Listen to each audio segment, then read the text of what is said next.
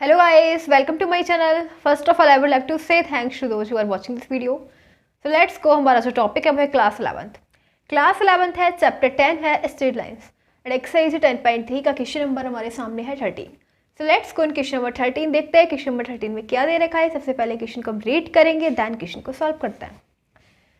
So let's read. Question में दे रखा है find the equation of the right bisector of the line segment joining the points 3,4 and -1,2. मतलब कोई देखो इसके अंदर ये दे रखा है हमें इक्वेशन फाइंड करनी है. इक्वेशन फाइंड करनी है ऑफ द राइट बाइसेक्टर. किसकी? राइट बाइसेक्टर है of the line segment joining the point, जो ऑफ द लाइन सेगमेंट, एक लाइन सेगमेंट का जो लाइन सेगमेंट इन दोनों पॉइंट्स को ज्वाइन करती है. जैसे कि गाइस सपोज करो कि ये है एक लाइन सेगमेंट ए बी. इसको हम बोलेंगे ए बी एक लाइन सेगमेंट है. ठीक है, ए बी क्या है? Line segment. ठीक है, जिसके ये हमें दे रखे हैं कोऑर्डिनेट. ए के दे रखे हैं 3,4 एंड बी के दे रखे हैं -1,2. अब बोला गया है कि find the equation of the right bisector. हमें क्या निकालना है? राइट बाइसेक्टर, यानी कि एक लाइन है जो इस ए बी लाइन को राइट एंगल पे इंटरसेक्ट करती है. ठीक है, 90 डिग्री पे इंटरसेक्ट कर रही है of the line segment joining the points. ठीक है, तो हमें ये फाइंड करना है, इस वाली लाइन की हमें इक्वेशन फाइंड करनी है. ठीक है, तो देखो क्या करेंगे. सबसे पहले हम ए बी के मिड पॉइंट निकालेंगे. जो लाइन सेगमेंट है ए बी इस लाइन के मिड पॉइंट निकालेंगे. ठीक है, ये ओ यहाँ पे निकालेंगे. ठीक है, तो पहले हम क्या करेंगे, midpoint of line segment A B. तो पहले हम ए बी लाइन सेगमेंट के मिड पॉइंट फाइंड कर लेंगे, यानी कि ओ. ठीक है, ओ के कोऑर्डिनेट फाइंड कर लेंगे x, y. वो कैसे निकालेंगे? मिड पॉइंट फाइंड करने का फॉर्मूला होता है x1 + x2 upon 2, y1 + y2 upon 2. अब x1 क्या है? तो ये x1, ये y1, ये x2, ये y2. तो x1 हमारे पास 3 है, x2 है -1 अपॉन 2, y1 है 4 एंड y2 है +2 अपॉन 2. 3 - 1 2, 2 अपॉन 2 क्या हो जाएगा? 1. ठीक है ना, देखो 3 - 1 2, 2 अपॉन 2 1, 4 + 2 6, 6 अपॉन 2 3. तो ये जो हमारे पास आ गए, इसके कोऑर्डिनेट आ गए ओके, क्या आ गए? 1,3. ठीक है, बट अब देख रहा अब यहाँ पे क्या दे रखा है, ये जो लाइन सेगमेंट है ये दोनों एक दूसरे को 90 डिग्री पे इंटरसेक्ट कर रही हैं. ठीक है, तो हम यहाँ फाइंड करेंगे. अब क्या करेंगे, इसकी स्लोप फाइंड करेंगे. ठीक है, स्लोप ऑफ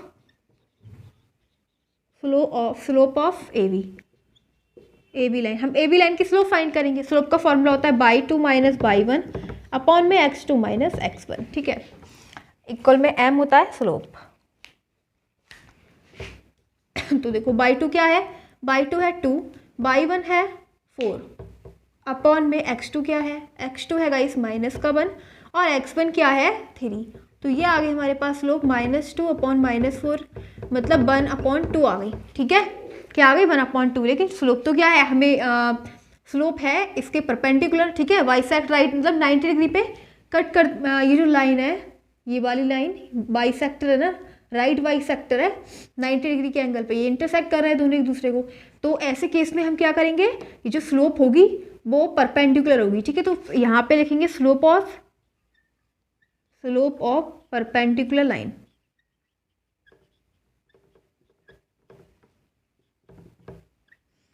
ठीक है, स्लोप ऑफ परपेंडिकुलर लाइन क्या हो जाएगी? -1 अपॉन एम. तो अभी तो हमारे पास क्या आया था? 1 अपॉन 2, लेकिन -1 अपॉन एम, यही था m. ठीक है, तो हम क्या करेंगे, -1 अपॉन 1 अपॉन 2 हो जाएगा, मतलब -2. तो अब स्लोप क्या हो गई? स्लोप हो गई हमारे पास -2.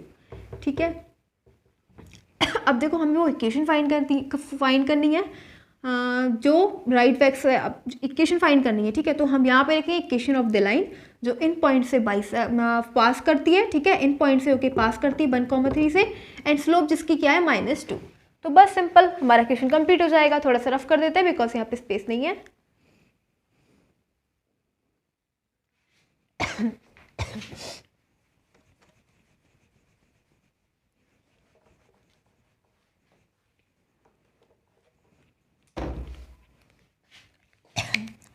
So the equation of the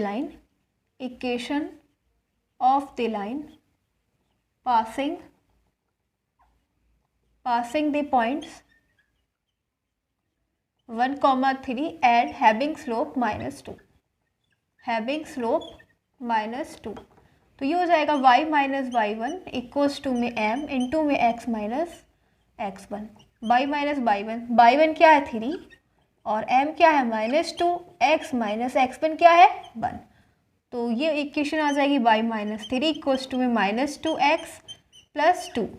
ठीक है, अब x को इधर ले लेंगे, x को प्लस कर देते हैं, तो x को इधर ले लेंगे, जो माइनस का 2x है इधर आ जाएगा प्लस का 2x plus y equals to में 2 और ये जो माइनस का 3 इधर ले जाएंगे तो 5 हो जाएगा। यानी कि guys 2x plus y is equal to 5, इसे हम ऐसे भी लिख सकते हैं 2x प्लस y माइनस का 5 इक्वल्स टू में 0। सो ये है हमारा question number 13, 2x plus y minus 5 equals to 0।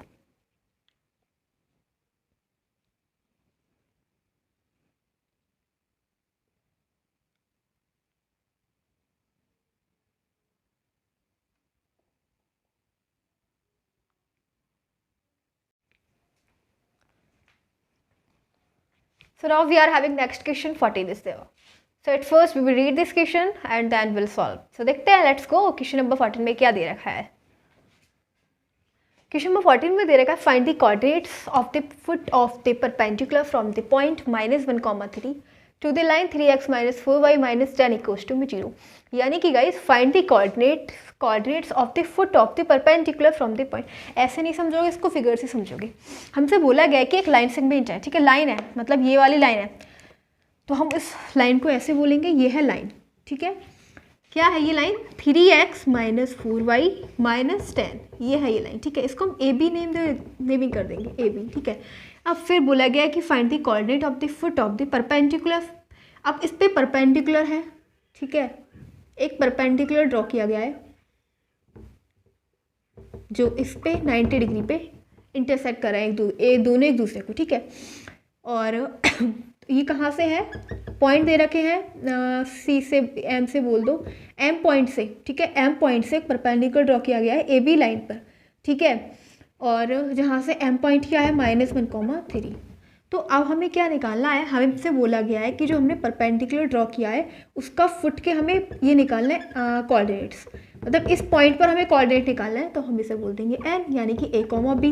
हमें फाइंड करना है ये पॉइंट a, b फाइंड करना है। ठीक है, फुट है ना, find the coordinates of the foot of the perpendicular. Perpendicular का जो लोअर पार्ट है यहाँ पे एन पॉइंट पे हमें a, b कोऑर्डिनेट्स फाइंड करना है। तो देखो क्या करेंगे, सबसे पहले ये हमें दे रखी है -m और n के बीच में हम क्या करेंगे, स्लोप फाइंड करेंगे। ठीक है, क्या करेंगे, स्लोप फाइंड कर लेंगे स्लोप बिटवीन एम एन की हम स्लोप फाइंड कर लेंगे, तो वो हो जाएगी y/2 - y1 upon x2 - x1। y2 क्या है, ये है x1, ये है y1, ये है x2, ये है y2। सो गाइस ये हो जाएगा y2 यानी b माइनस y1 क्या है 3, b - 3 अपॉन x2 क्या हो जाएगा a और x1 क्या है माइनस का 1, तो माइनस माइनस प्लस का 1 हो जाएगा। ठीक है, ये क्या आ गया, स्लोप बिटवीन एम एन, यानी कि slope of M N line, slope of M N line हमारे पास आ गया slope of M N line. अब देखो क्या करेंगे फिर, ये तो हमारे पास स्लोप आ गई,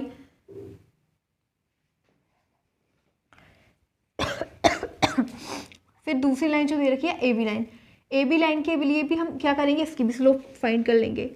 स्लोप ऑफ, ये तो फर्स्ट लाइन की, इस लाइन के लिए वो एम एल लाइन के लिए, और ए बी लाइन की हम स्लोप निकालेंगे, slope of A B line. तो अब वो क्या दे रखी है, इक्वेशन दे रखी है हमारे पास 3x - 4y - 10। हम इसे चेंज कर लेंगे, इसे किसकी फॉर्म में चेंज कर लेंगे, y = mx + c की फॉर्म में। ठीक है, वहाँ से हम यहाँ की स्लोप, इसकी स्लोप भी निकाल लेंगे, तो क्या करेंगे 3x - 10 = 4y।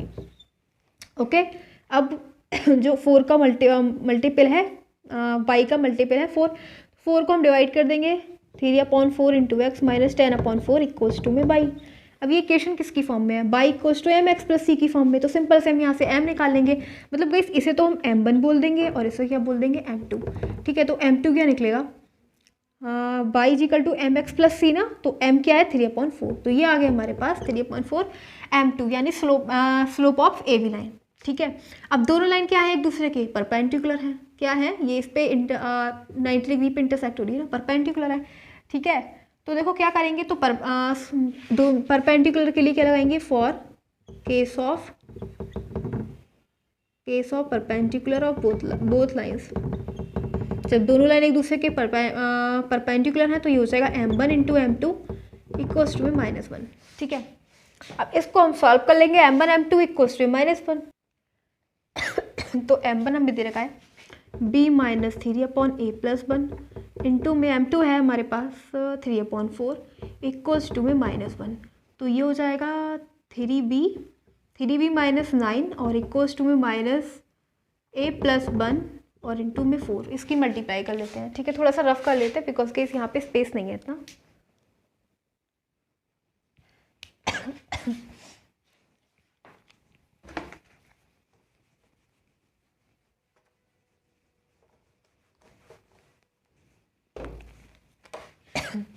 ये आ गया हमारे पास 3b माइनस 9 इक्वल्स टू में -4a माइनस 4, इसको इधर ले लेंगे 4a प्लस 4 और ये हो जाएगा plus 3b minus 9 equals to में 0, तो 4a plus 3b minus 5 equals to में 0। ठीक है, इसको हम क्या बोल देंगे, इसको इक्वेशन फर्स्ट बोल देते हैं, 4a plus 3b minus 5 equals to में 0, इसको बोलेंगे इक्वेशन फर्स्ट।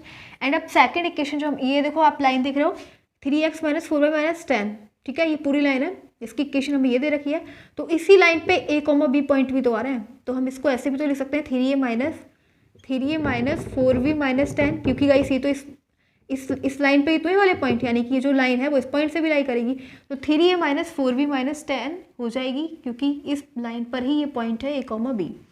तो सेकंड इक्वेशन हो जाएगी 3a minus 4b minus 10 equals to में 0, इसको बोल देंगे सेकंड। समझ गए ना आप, इस लाइन पे ही ये पॉइंट दे रखे a, b, तो जब ये लाइन की पॉइंट है, ये एन पॉइंट इसके अंदर है, तो ये इक्वेशन यहाँ से भी तो पास करेगी, और जब पास करेगी तो x की जगह a आ जाएगा, y की जगह b आ जाएगा, सिंपल। ठीक है, अब हम क्या करेंगे, इन दोनों को इक्वेशन फर्स्ट एंड सेकंड को सॉल्व कर लेंगे, यहाँ से a और b की वैल्यू फाइंड कर देंगे, और जबकि यही वैल्यू हमें फाइंड करनी थी और ना यहाँ पे 10 नहीं है 16 नहीं है, 16 नहीं है। ठीक है, तो यहाँ पे भी ये 16 हो जाएगा। अब फर्स्ट एंड सेकंड को लेके a और b की वैल्यू फाइंड कर देंगे। तो देखो, इसके या तुम a वाली वैल्यू सेम कर लें या फिर b वाली वैल्यू सेम कर लें, तो हम इसकी 4 से मल्टीप्लाई इसकी 3 से, ठीक है, इक्वेशन फर्स्ट की 3 से मल्टीप्लाई इक्वेशन सेकंड की 4 से, तो ये हो जाएगा 12a प्लस 9b और माइनस 15 इक्वल्स टू में 0, इधर हो जाएगा 12a minus 16b minus 64 equals to में 0, ये दोनों कैंसिल, 25b और ये हो जाएगा 64 में से 15 माइनस कर देंगे,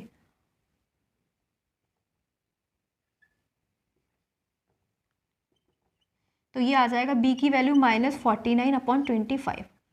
ठीक है, b की वैल्यू क्या आई -49/25। एंड अब हम किसी भी इक्वेशंस में ये वाली वैल्यू पुट करके a की वैल्यू भी फाइंड कर लेंगे। ठीक है, फ्रॉम इक्वेशन फर्स्ट, ये है फ्रॉम इक्वेशन फर्स्ट में है 4 इंटू ए प्लस 3 इंटू बी की वैल्यू पुट कर दो -49/25 और -5 इक्वल्स टू में 0, तो ये हो जाएगा 4a माइनस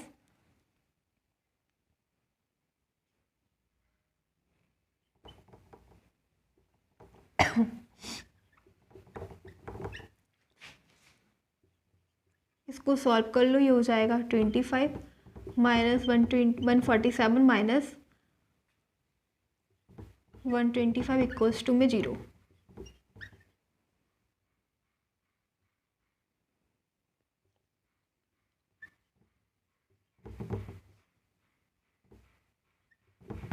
फोर से कट कर देना, जब इधर चला जाएगा तो ये माइनस का था, इक्वल से ले जाएंगे तो प्लस का हो जाएगा,